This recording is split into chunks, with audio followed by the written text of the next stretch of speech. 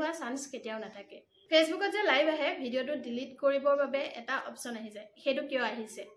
তাৰ ওপৰতো কোৱেশ্চন আছে হেতু কিয় আহিছে বহুতে সুধিছেও কৈছিল যে তাৰ ওপৰত এটা ভিডিও বনাই দিবৰ বাবে আৰু ৰিএকচন দিব নোৱাৰে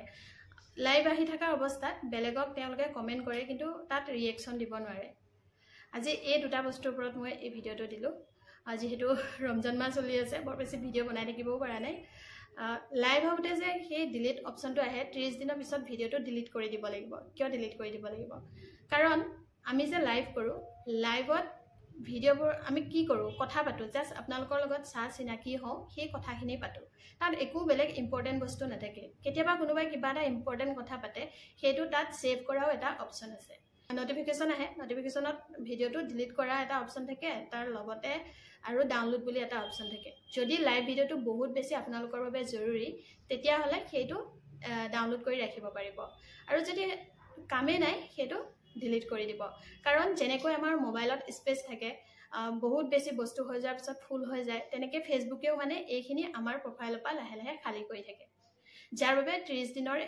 এটা লিমিট দিয়ে 30 দিনৰ পিছত এটা নোটিফিকেশন আহে তেতিয়া আমি সেই ভিডিওটো ডিলিট কৰি দিব লাগে আৰু জেনেকৈ আমি নৰমালি এনেকৈ এতিয়া ভিডিওবোৰ বনাইছো পোষ্ট কৰিছো সেই ভিডিওবোৰ আমাৰ ভাইৰেল হৈ গৈ থাকে ধৰিলক আজি ভিডিওটো আপলোড কৰিলো এতিয়া ভাইৰেল নহলেও 1 মাহৰ পিছত হলেও বা 1 বছৰ পিছত হলেও ভাইৰেল হোৱা চান্স থাকে কিন্তু লাইভ ভিডিওবোৰ কেনেকুৱা সেইবোৰ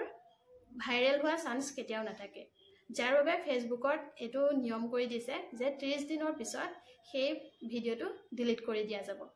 যদি আপোনালোকৰ ইম্পৰ্টেন্ট থাকে ডাউনলোড বুলিও এটা অপচন দিছে যিখিনি আপোনালোকে ৰাখিব পাৰিব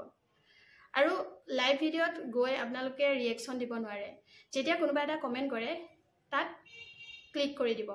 কমেন্টত ক্লিক কৰি দিব তেতিয়া দেখিব যে লাইক আৰু ৰিপ্লাই তেতিয়া তাত যে আপোনালোকে লাইকটো টিপি ধৰিলে ৰিএকচন আহিব আৰু ৰিপ্লাই কৰিব বিচাৰিলে তেওঁক ৰিপ্লাই কৰিব পাৰিব